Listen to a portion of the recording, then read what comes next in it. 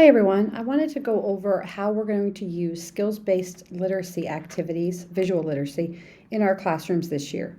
One of the tasks we worked on this summer was to take primary sources and historical thinking skills and combine them together so that we can make sure we're hitting those skills while also practicing visual literacy. So when you're in the folder on the website, it's going to give you kind of an overview here. I just wanted to point this out because if you want the Canva link, so if you're a Canva person and you like to assign with the editable template for the kids to use, this is where you'll find it. Also on here are some strategies for using this in your classroom, and then the video that I'm speaking on right now is obviously right here. You found it. But when you go into the folder on the website, it's going to have all of the visible literacy skills by standard, and then when you open the folder, they're going to be by indicator. So we've named them based on the indicators on the website, so it's easy to decide which one matches which topic that you're teaching.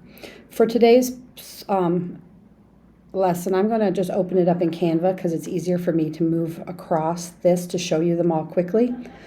These were all created, one per indicator, and we tried to incorporate as many primary sources, maps, graphs, charts, that we could. Now there are a lot of these, and if you go through this whole Canva link, there's 70 slides. So if you are going to assign these to the students, it would be really important to make sure that you look at the Canva link and you make a copy and you edit it so that it doesn't include all of them. So I want to talk about how you can use some of these activities in different ways. A lot of times we get these and we think, are these worksheets? I don't intend to use these as worksheets because obviously all the color and the visual, it's hard to see if we print them in black and white. But if you start at the very beginning with Europeans Arrive, the first thing you want to notice is up here in the corner, we've put the historical thinking skill. So here this is continuities and change. So while this looks like a compare and contrast here, the goal here is to get the kids to notice the change from before Europeans arrive to after the Europeans come, and then building on that background knowledge they learned in earlier grades. So here we're comparing the Spanish arrival earlier on than the English arrival and noticing what they're bringing. Of course, we're trying to get them to see the weapons, the religion, and new foods and possibly diseases they might remember. And also one of the things is to notice what's not being shown. So teaching the kids to read between the lines or read what's not there. So in this case, there's no Native Americans in this picture. Does that mean there were no Native Americans when the English arrived? Of course not. But getting the kids to notice those types of things. This activity would be good for a hook, just bringing in their background knowledge that they need. Now, some of the other activities, they may need a little more context before you can actually get them to really understand it. For example, when we get to this one, the Boston Massacre. If you did this before you actually taught the Boston Massacre, just to get the kids thinking, this historical thinking skill is cause and effect. So make sure that when you're teaching it, you're focusing on that relationship. So we've tried to, in a lot of these, incorporate the large picture and let them do the activity here. So observe what you see, reflect, what do you think is going on, and then predict what's going to be the effect of this situation. How is this going to change history? Again, trying to get to that cause and effect relationship. In this one, we've put in emotions. Now, I know irony is not emotion, but I think this is ironic. So making them find the symbolism in the picture is a lot harder thinking skill. So focusing in on the details, we've called these snapshots, and we've cropped the picture to help them kind of see and kind of figure out what is this lady doing? Why is she doing it? What's the point of this? Why is there a dog in the middle of the picture? What might that say about what the artist was trying to portray? So getting the kids to do these things. And then we will go right into the Tea Party. So what's the relationship between the two events? Does one cause the other? Are they both causes of something? Are they both effects of something? So letting them really look at that cause and effect relationship. Look at the quotes. How do the quotes match the images? And letting them think again through emotions. The other thing that we're going to do this year is this strategy, and this is coming from top down, that we do a lot more literacy in content area classes. And one of the strategies they want us to incorporate, which I think is a great one, is because, but, so. And the concept behind because, but, so is teaching the kids that conjunctions help you make better, longer, lengthier, more developed sentences. So getting them in the habit of writing a little bit better while also doing higher level thinking skills. So the because always forces them to create a why response. The but forces them to respond in a contrast. And then the so creates a cause and effect relationship. So just by giving these little conjunctions, it's teaching them to do these thinking skills that they may not naturally elaborate on. So in every one of these activities, we've got some kind of image, something visual. We've got some kind of thinking activity for them to do, either whether it's questions, whether it's a chart, or whether it's some text. So think through it. And then we're trying to match the thinking skill with the activity. So if this is compare, we got to make sure that the activity we're doing is comparing. When you get through some of these, like this one, again, when you get to the new state and new nation, you may use this as a hook. Let's see what we already know. What can we predict is going to be the problems with the Articles of Confederation just from this picture? This is periodization. So what's happening in the country? Why do we have this document? Why does this document not work? And then we're trying to really look at the things that are causing problems with this document that we need to change and why we need to write a new document. Again, it gets here. So if you're using this as a hook and you get to the because but so and you don't feel like the kids have enough knowledge yet to complete this part of the activity, then hold off on it. Use this as an exit ticket the next day or the next 2 days when you actually taught the whole Articles of Confederation and now they truly understand it. These are going to make good kind of formative check-ins. There's a lot of ways to use these in your classroom. So one way, which I'm thinking about doing, is these are all PDFs on the website. So if you download them and upload them to your own folder, your Google Drive folder, then you can upload them to Explain Everything on your Promethean board, and then they'll be big on the screen, and then the kids can come up with the pens and they can circle things they notice, they can write on these charts, they can answer these questions.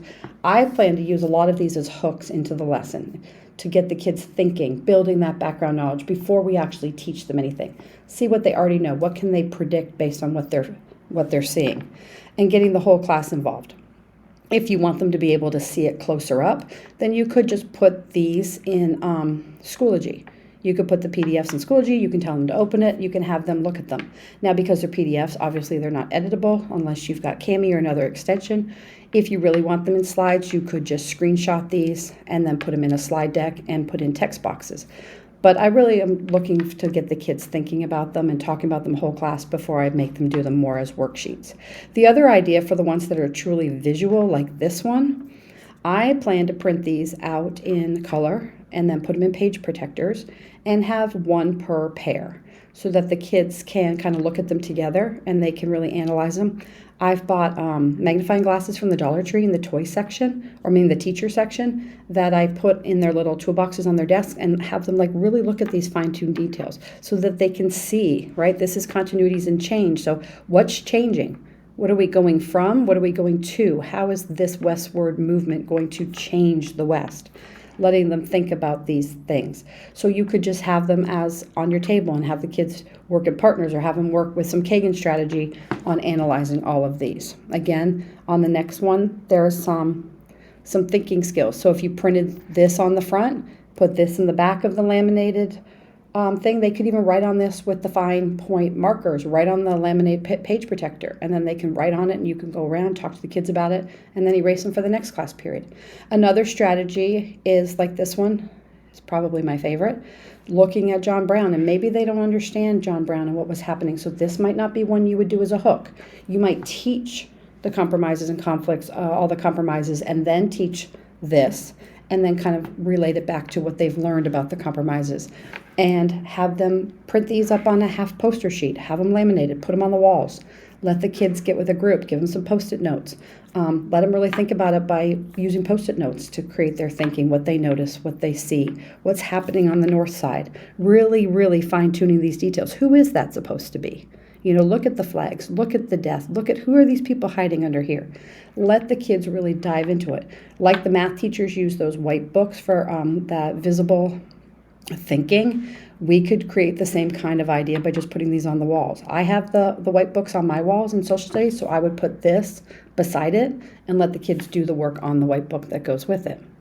Again, there's some text, so this could be another poster where they can go up and they can put Post-it notes on and they can think about how this relates to this.